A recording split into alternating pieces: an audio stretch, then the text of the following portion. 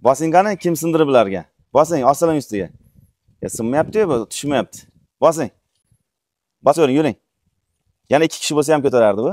Ya'ni mana ko'rib turganingizdek, bizda imkon qadar mana shu quvurlar, ya'ni kanalizatsiya quvurlarini e'tibor berayotgan bo'lsangiz, devorga osib ketiladi.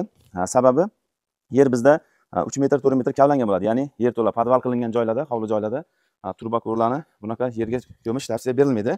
Ertaga mana yillar davomida mana bu turba quvurlar osilib, yer asadga bergan hisobiga, ya'ni cho'kadi bu.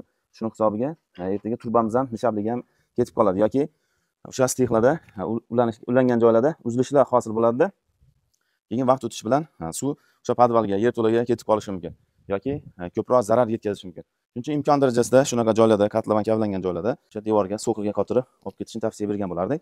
Va albatta e'tibor beradigan jihati, bizda yuzak qismi, ya'ni 0 ga yaqinroq, yer yuziga yaqinroq bo'lgani uchun bu tomonlarni izolyatsiya qilingan, qo'shimcha yaxlamaslik uchun yomg'ir suvi bilan to'g'ridan-to'g'ri arg'aga ulanganda bunda yaxlash ehtimoli yuqori bo'ladi. Agar kanalizatsiyaga ulanganda unda issiq havo kelib turgan hisobiga yaxlamasdi. Lekin o'zi iloji boricha kanalizatsiyaga ulash tavsiya berilmaydi. Undan tashqari mana e'tibor berayotganingizdek, qo'shimcha belbog'lar qo'yib ketganmiz.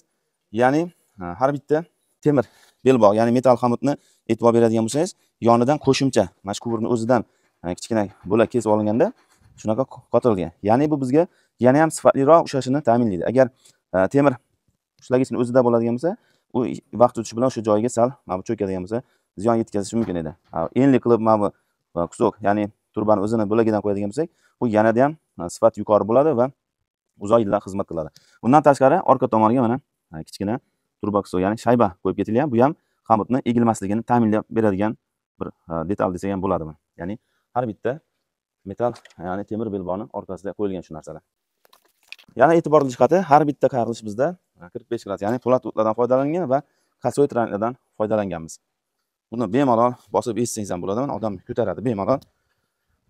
Xo'p, bu tomonda mana kasoy tranik va kasoy tranik bo'lib ulanib, ya'ni asosiy hovliga, ko'chaga chiqib ketyapti arg'iga. Bu tomonlarda ham mana qo'shimcha osib qo'yilgan. Ya'ni bu tomon ertaga baribir cho'kadi. Shuning uchun qo'shimcha mana asosiy betondan, ya'ni fundamentdan osib baquvvat qilib o'tkazilgan. Har bitta qarilishga e'tibor berishingiz mumkin, ya'ni po'lat o'tlarda chiqib ketyapti. To'g'ri, buni kimdir 10 yil, 15 yildan beri ishlab yurgan bo'lishi mumkin. Lekin biz har doim aytamiz, har sohada, hamma sohada yosh hamkasblar, yosh ustalar o'sib kelyapti, yetishib kelyapti. O'shalarga ushbu videomiz qaysi ma'noda bir foydali bo'lsin, qaysi ma'noda bir dars bo'lsin degan maqsadda ushbu narsalarni joylab boramiz. Ko'pchilikka foydasi tegsa, albatta xursand bo'lamiz. Yana bitta narsa e'tiborga olish kerak.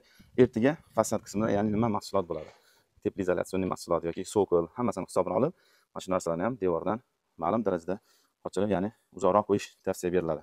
Yana bitta muhim jihatlardan bittasi, imkon qadar mana shu garlavan, ya'ni turbani bosh va oxiriga yaqinroq joyda metal xomut qotirish kerak.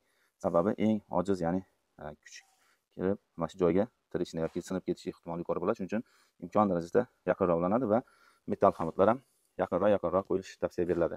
Ya'ni bunaqa osma holatda qilganda. Hop, bizda ko'chaga chiqdi. Ko'chaga chiqqan joyda ham mana hammasida kasoy tranik po'lat o'tlar.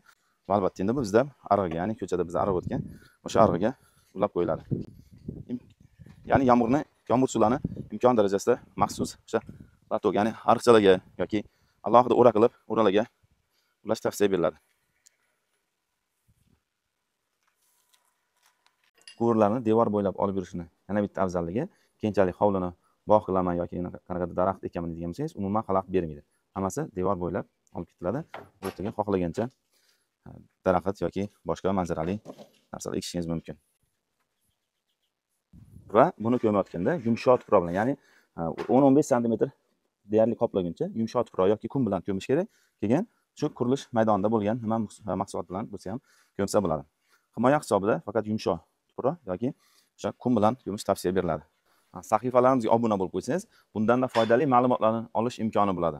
Va kuzatayotgan bo'lsangiz, izohlarda ishlarimiz kamchiliklari bo'lsa, kamchiliklarni yozib boring. Biz albatta bilan to'g'rilab boramiz. Foydasi tegayotgan bo'lsa, foydali bo'layotgandan xursandmiz. Salomat bo'ling.